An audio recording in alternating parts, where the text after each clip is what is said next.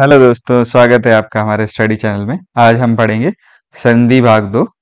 इसमें हम पढ़ेंगे स्वर संधि के बारे में। स्वर संधि क्या है, कितने प्रकार की होती है, शब्द ज्ञान और संपूर्ण दीर्घ संधि के बारे में। दोस्तों, इस वीडियो के डिस्क्रिप्शन में आपको अभ्यास के लिए अभ्यास प्रश्न पीडीएफ फॉर्म में मिलेंगे, तो आप उनकी लिंक पर जाकर उनको डाउनलोड कर सकते हैं और उनका अभ्यास कर सकते हैं। चलिए दोस्तों, शुरू करते हैं। स्वर संधि, दो स्वरों के मेल से उत्पन्न विकार को हम स्वर संधि कहते हैं। जैसे कि यहाँ पे धन के दोनों ओर आपको स्वर मिलेगा। उदाहरण के तौर पे कपि प्लस ईस, यहाँ पे छोटा ई है, यहाँ पे बड़ा ई है। छोटा ई और बड़ा ई मिलकर बड़ा ई बन जाएगा और जो ये शब्द मिलकर बनेगा वो बनेगा कपीश। दोस्तों, ये दीर्घ संधि का उदाहरण है। इसको हम आगे इसी वीडियो में विस्तृत रूप से पढ़ेंगे। हिंदी में 11 स्वर होते हैं दोस्तों। ए की कोई मात्रा नहीं होती। बाकी बचे हुए 10 स्वरों की मात्रा आपको यहाँ स्क्रीन पे दिखाई दे रही होगी। इन मात्राओं को आपको अच्छे से ध्यान रखना है, क्योंकि दोस्तों इन्हीं मात्राओं को देखकर आपको पता चलेगा कौन सी प्रकार की संधि है। हिंदी में उच्चारण की दृष्टि से स्वरों को दो भागों में बांटा गया है, ह्रस्व स्वर एंड दीर्घ स्वर। ह्रस्व स्वर 4 स्वर होते हैं। ह्रस्व स्वर वे स्वर हैं जिनके उच्चारण में श्वास मात्रा और समय कम लगता है, जैसे ए, ई, छोटा ऊ और री। और बाकी बचे हुए शब्द दीर्घ स्वर कहलाते हैं। दीर्घ स्वर वे स्वर हैं जिनके उच्चारण में ह्रस्व स्वर से ज्यादा श्वास मात्रा और समय लगता है। सजातीय स्वर वे स्वर होती है जिनकी बनावट समान होती है, जैसे दोस्तों ए आ सजातीय स्वर है, ई सजातीय स्वर है, ऊ बड़ा ऊ सजातीय स्वर है, क्योंकि इनकी बनावट समान है। अब हम देखेंगे स्वर संधि के प्रकार। स्वर संधि 5 प्रकार की होती है दोस्तों। दीर्घ संधि, गुण संधि, वृद्धि संधि, यण संधि, अयादि संधि। इन सब के बारे में विस्तार से हम आगे आने वाले वीडियोज में पढ़ेंगे। चलिए आगे चलते हैं। दीर्घ संधि। दीर्घ संधि वह संधि है जिसमें सजातीय स्वर ए आ से मिलता है, ई से मिलती है, ऊ से मिलता है, री से मिलके उनका दीर्घीकरण हो जाता है। मतलब आ ई उ और बड़ा री में ये परिवर्तित हो जाते हैं। इनके उदाहरण हम बाद में देखेंगे। ये 4 प्रकार की व्यवस्था है दोस्तों, आप देख सकते हैं। ए से मिल सकता है, ए आ से मिल सकता है, आ ए से मिल सकता है, आ से मिल सकता है, और सब केस में ये दीर्घीकरण होके आ बन जाएगा, ये बड़ा ई बन जाएगा, ये बड़ा ऊ बन जाएगा और ये बड़ा री बन जाएगा। दोस्तों, इनका उदाहरण आप आगे देखेंगे इसी वीडियो में। अब हम देखेंगे शब्द ज्ञान। शब्द ज्ञान इसलिए जरूरी है दोस्तों, इतने सारे शब्द हैं, हम सबके संधि विच्छेद करने के लिए सबको याद नहीं कर सकते, तो हमने कुछ नियम बना लिए हैं जिससे हमें ये पता लगाने में आसानी होगी कि कहाँ बड़ी मात्रा आएगी और कहाँ छोटी मात्रा आएगी। जैसे हम पहले वर्ण धन के दाईं ओर वाले वर्ण की बात करेंगे। स्त्रीलिंग शब्द, स्त्रीलिंग शब्दों में बड़ी मात्रा आएगी, जैसे कि माया और दया। इन दोनों में अगर आप देखेंगे यहाँ पे आ है। नेक्स्ट सती, सती में यहाँ पे बड़ी ई है, यहाँ पे बड़ा ऊ है। वधु में, प्रेरणा में यहाँ पे बड़ा, यहाँ पे आ है। अब देखेंगे छोटी मात्रा। पुल्लिंग और अन्य किसी प्रकार के शब्दों उनमें छोटी मात्रा ही आएगी, जैसे कि रवि और मुनि, यहाँ पे छोटी ई है। गुरु में छोटा ऊ है। और बाकी अन्य प्रकार के शब्द जैसे गति, क्षिति, इन सब में छोटी ई है। तो जहां पे भी अन्य शब्द और पुल्लिंग शब्द आएंगे वहां पे छोटी मात्रा ही आएगी। अब हम देखेंगे बड़ी ई कहाँ कहाँ आती है। तो दोस्तों याद रखिए, ईश्वर सबसे बड़ा है, इसलिए इस से रिलेटेड सभी शब्दों में बड़ी ई की मात्रा आएगी, जैसे ईरिणी, ईश्वरी, ईश्वर और ईश। ये सब हम धन के बाईं ओर वाले शब्दों की बात कर रहे हैं। अब छोटी ई इंद्र, इच्छा, इष्ट, इन और इत में आएगी। बड़ा ऊ आएगा आपका ऊर्जा, उष्मा, उर्मी, उधर्व। और छोटा ऊ आएगा उषा, आदेश, उत्सव, उक्ति। यहाँ पे ये आदेश नहीं है, ये उपदेश है। यहाँ पे उपदेश। ए आएगा एक के ऐश्वर्य, ऐच्छिक में। और ए आएगा, ऐष्णा एवं एव। दोस्तों अगर आप बड़ी मात्रा का ध्यान रख लेगी, कहाँ बड़ी मात्रा आएगी, तो आपको छोटी मात्रा का ध्यान ज्यादा रखने की जरूरत नहीं है। इसलिए बड़ी मात्रा का आप ध्यान रखिए। अब हम कुछ और नियम देखते हैं जिससे हमें पता चलेगा कहाँ छोटी मात्रा आती है। जैसे जहां पे भी आपको षटकोण वाला से मिलेगा वहां छोटी मात्रा आएगी। जैसे ई है यहाँ पे ऊ है और यहाँ ए है, लेकिन इसका दोस्तों अपवाद है। उष्मा और औषधि दो शब्द हैं जहां पे ये बड़ा ऊ आया है और औ आया है। ऐसे ही जहां भी आपको शब्दांश दिखे, जैसे नी, दी, सु, तो यहाँ पे छोटी मात्रा आएगी। उपसर्ग में भी छोटी मात्रा आएगी दोस्तों, ज्यादातर उपसर्ग में, और प्रत्यय में भी छोटी मात्रा आएगी। इसका भी अपवाद है दोस्तों शब्दांश का, कि जहां भी शब्दांश का कुछ अर्थ निकल के आता है, जैसे भू, पृथ्वी, तो यहाँ पे बड़ी मात्रा आएगी, यहाँ पे बड़े ऊ का प्रयोग हुआ है।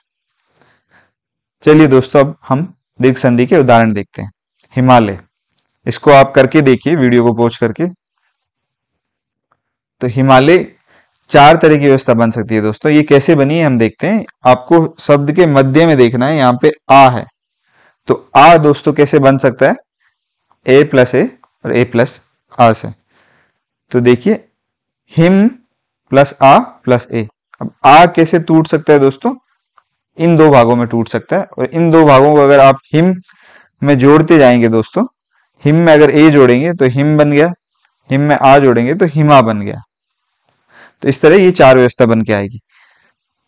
शुरू शुरू में आपको इसी तरह तोड़ के देखना है, लेकिन जैसे जैसे आप अभ्यास करेंगे आपको पता चलने लग जाएगा किसका क्या बनेगा। जैसे हिम प्लस आले का अगर आप संधि देखेंगे तो ये बन जाएगा हिम, हिमालय का संधि बन जाएगा हिम प्लस आले। हिम का मतलब होता है बर्फ, आले का मतलब होता है घर। तो ये शब्द जो बन के आता है वो आता है हिमालय। आप इसको हिमा प्लस आले मत कर देना दोस्तों, क्योंकि हिमा का घर नहीं है, इसलिए ये हिमालय है, बर्फ का घर। अब आप देखेंगे पराधीन, ये भी इसी तरह से चार भागों में टूटेगा। यहाँ पे आ को आप तोड़ दीजिए और ये बनेगा पर प्लस अधीन, पर प्लस आधीन, परा प्लस अधीन, परा प्लस आधीन। तो यहाँ पे परा प्रत्यय है दोस्तों और अधीन शब्द है। परा प्लस अधीन मतलब दूसरों के अधीन।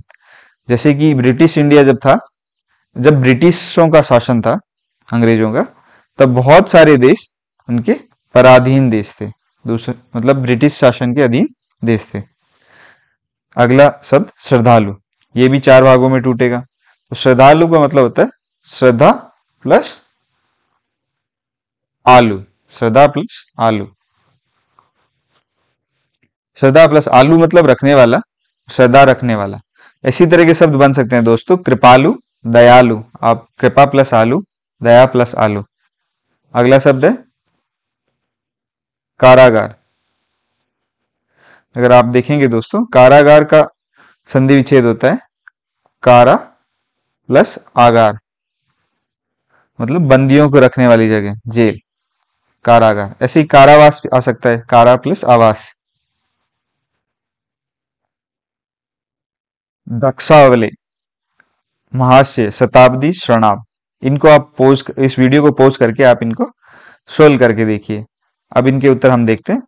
द्रक्षावले, अब इसको अगर शब्द को आप बोल रहे हैं तब भी आपको आवाज आ रही होगी दोस्तों, पीछे अवले है, तो ये हो गया द्रक्षा प्लस अवले। द्रक्षा मतलब अंगूर, अवले मतलब चटनी, अंगूर की चटनी को हम द्रक्षावले बोलते हैं। महाशय, महा प्लस आशय, जिनका उच्च विचार हो या जिनके आशय उच्च हो।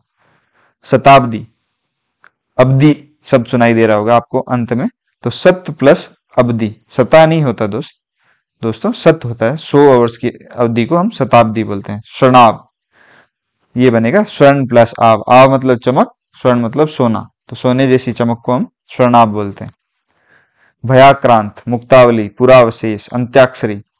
तो दोस्तों भयाक्रांत अगर आप सुन रहे हैं तो आक्रांत आपने सुना होगा, वैसा ही यहां शब्द आएगा आक्रांत। तो ये बनेगा भय प्लस, भय मतलब डर, और आक्रांत डर पैदा करने वाला। मुक्तावली, मुक्ता प्लस अवली या आवली, इस पे दोनों ही चीजों का प्रयोग आप कर सकते हैं। मुक्ता मतलब मोती, अवली मतलब पंक्ति या माला, तो मोतियों की पंक्ति मतलब माला। पूरा अवशेष। अब अवशेष आपको सुनाई दे रहा होगा, तो ये सब जो आएगा पूरा प्लस अवशेष, पूरा प्राचीन अवशेष जो रहते हैं उनको पूरा अवशेष बोलते हैं। अंत्याक्षरी, अक्षरी आपको सुनाई दे रहा होगा, तो ये बनेगा अंत्य प्लस अक्षरी। दोस्तों आप इनको चारों भाग में तोड़ के देखिए, फिर आप इसका उत्तर निकालिए। आग्नेयास्त्र, अब लास्ट में आपको सुनाई दे रहा होगा अस्त्र, तो ये बचा हुआ शब्द हो गया आग्नेय प्लस अस्त्र। रामायण, राम प्लस अयन। यहां पे आपको दोस्तों देखना है, जब भी इस तरह के शब्द आएंगे वहां पे न का हणे हो जाएगा, इसीलिए आपको रामायण में हणे दिखाई दे रहा होगा। तो इसी तरह के शब्द है नारायण, पूर्वाहन, अपराहन, प्रांगण, प्रा प्लस आंगन। अब हम देखेंगे जब छोटा ई बड़ा ई, जब छोटे ई बड़ी ई से मिलता है तो बड़ा ई बन जाता है, जैसे कि महिष। अब अगर आप देखेंगे दोस्तों ये कैसे टूटेगा, तो मह प्लस यहाँ पे बड़ी ई की मात्रा है, तो ये बड़ी ई है, तो ये बड़ी ई कैसे बन सकती है, इसी व्यवस्था के अनुसार बन सकती है। तो ये जो शब्द निकल के आएंगे वो 4 शब्द बनेंगे फिर से, मही, मही, ईश और ईश। तो अगर आपको पता है, शब्द ज्ञान में हमने पढ़ा था, ये ईश होता है ईश्वर वाला, बड़ा ई आता है। तो अगर आपको ये पता है तो ये मही जो है ये स्त्रीलिंग शब्द है, तो स्त्रीलिंग शब्द में बड़ी ई आती है, तो ये बना मही प्लस ईश। अब बाकी इसी तरह के बहुत सारे उदाहरण मिलेंगे आपको, सतीश, गिरीश, हरीश, नदीश। तो सतीश में सती बन जाएगा बड़ी ई, गिरीश में छोटी ई आएगा दोस्तों, हरीश में छोटी ई आएगा, नदीश में बड़ी ई आएगा, नदी बनेगा। कवियंद्र, अब इंद्र आपको पता था दोस्तों, यहाँ पे छोटी ई आती है, और कवि एक पुलिंग है तो वहां पे भी छोटी ई ही आएगी। अब दूसरे तरह के एग्जाम्पल अगर आप देखेंगे, मणिंद्र, यतीन्द्र, रविंद्र। मणिंद्र में बड़ी ई आएगा, स्त्रीलिंग शब्द है, यतीन्द्र में भी बड़ी ई आएगा, रविंद्र में पुलिंग शब्द है, तो यहाँ पे रवि में छोटी ई आएगी। परीक्षक, अब अगर आपको पता है इक्षक में बड़ी ई आती है दोस्तों, तो परी एक उपसर्ग है तो वहां छोटी ई आएगी। मुनीश्वर, यहाँ ईश्वर है तो बड़ी ई आएगी दोस्तों, और मुनि एक पुल्लिंग शब्द है तो वहां छोटी ई आएगी। इसी तरह के शब्द हैं योगीश्वर, फणीश्वर। योगीश्वर में याद रखना दोस्तों, ये योगिन से बनता है, यहाँ पे ने का लोप हो जाता है, योगिन प्लस ईश्वर। फणीश्वर में फणी आएगा और बड़ी ई की मात्रा आएगी यहाँ पे। प्रतीत, तो आपको पता है दोस्तों प्रति एक उपसर्ग है तो वहां छोटी ई आएगी, और ईत भी एक प्रत्यय है तो यहाँ पे छोटी ई आएगी। अब हम ऊ की व्यवस्था देखेंगे दोस्तों। ये लघुर्मी में अगर आप देखेंगे यहाँ बड़ा ऊ है, तो ये बड़ा ऊ यहाँ हमने लिख दिया। अब बड़ा ऊ कैसे बन सकता है दोस्तों, यहाँ पे ये व्यवस्था लिखी हुई है, तो ये 4 शब्द इसमें भी निकल के आएंगे, लघु, लघु, उर्मी और उर्मी। अगर आपने दोस्तों अभी शब्द ज्ञान ध्यान से देखा है, तो उर्मी में बड़ा ऊ आता है, और लघु मतलब छोटा होता है, वहां पे छोटा ऊ आता है। और वधुक्ति, तो आपने अगर पढ़ा होगा शब्द ज्ञान में, उक्ति में छोटा ऊ आता है, और वधु एक स्त्रीलिंग शब्द है तो वहां बड़ा शब्द आएगा, इसलिए यहाँ पे बड़ा ऊ है और यहाँ पे छोटा ऊ है। अनुदित, उदित में छोटा ऊ है दोस्तों, अनु एक उपसर्ग है तो यहाँ पे छोटा आएगा ऊ। साधु उपदेश, साधु में साधु पुल्लिंग शब्द है तो यहाँ पे छोटा ऊ है, और उपदेश में छोटा ऊ ही आता है दोस्तों। और सब देखते हैं, भानुदे, भूधर्व, पितृण और पितृदि। अगर हम देखेंगे भानु दोस्तों, उदय में छोटा ऊ आता है, और भानु एक पुल्लिंग शब्द है तो इसमें भी छोटा ऊ ही आएगा। भूधर्व, भूधर्व में उधर्व में बड़ा ऊ आता है दोस्तों, आपने शब्द ज्ञान में देखा था, और भू आप शब्दांश है जिसका अर्थ होता है, इसलिए इसमें भी बड़ा ऊ ही आएगा। पितृन, ये री वाली व्यवस्था है दोस्तों, ये दोनों शब्द री वाली व्यवस्था वाले हैं। तो पितृन में पितृ प्लस ऋण, तो री प्लस री मिलके बड़ा री बन जाएगा, यहां पे भी बड़ा री आएगा, और आपका उदाहरण आएगा पितृ प्लस रिद्धि। अब वीडियो के अंत में ये भी जान लेते हैं कि दीर्घ संधि में सबसे ज्यादा उदाहरण आपके ए आ वाले व्यवस्था के हैं। तो हम कुछ शब्द देख लेते हैं जिनमें आ आता है, बाकी बचे हुए शब्दों में ए ही आएगा, कर सकते हैं। कुछ शब्द हमारे सुने सुनाए शब्द होते हैं दोस्तों। अब आप इन शब्दों को पढ़ के देखिए। आवास, आदेश, आनंद, आत्मा, ये हमने सुन रखे होंगे। कुछ ऐसे शब्द हैं जिन पे हमें ध्यान रखना है। ये वाले शब्दों को हमें कंठस्थ कर लेना है। जैसे जहां दो ने आए, एक आधा ने और एक पूरा ने, वहां आ आता है। आपन, आचन, आशन। जहां आविष्ट, आकृष्ट टाइप के शब्दों में आ आता है। आकांक्षी, आकांक्षणी, मतलब जहां क्षय आता है वहां आ आता है। आवृत, आवृत्ति, आक्रांत, आक्रांता, और आकुल, आगार, आगत, आले तो आपने सुना होगा, आगम, आस्पद, आकीर्ण, आसक्त और आनक। इन शब्दों को ध्यान रखना दोस्तों, इन सब में आ आता है। कुछ शब्द हैं दीक्षा, निशा, ये तो स्त्रीलिंग शब्द है दोस्तों, आप इनको पढ़ के देखिए। जैसे यहाँ पे आत्मा लिखा है दोस्तों, आत्मा अगर ऐसे देखेंगे तो आपको स्त्रीलिंग नहीं लगेगा, लेकिन आप इसको वाक्य में प्रयोग करके देखिए। जैसे किसी की आत्मा निकल गई, आत्मा निकल गया नहीं बोलते हैं, तो ये एक स्त्रीलिंग शब्द है। कुछ कुछ शब्दों को आप वाक्य बना के देखना पड़ेगा आपको। दया स्त्रीलिंग शब्द है। वैसे दया तो आपको पता है, दया औरतों का नाम होता है। जैसे ये कुछ शब्द हैं, इनको आपको ध्यान रखना है। जैसे कदा, तथा, क्रिया, कारा, कृपा, चिंता, द्राक्षा, भाषा, महा, वार्ता, स्वेच्छा, पूरा, द्वारका। तो यहां सब में देखेंगे आप पीछे है, तो इसलिए ये जो है शब्द, ये धन के इधर वाले हैं दोस्तों, बाईं ओर वाले।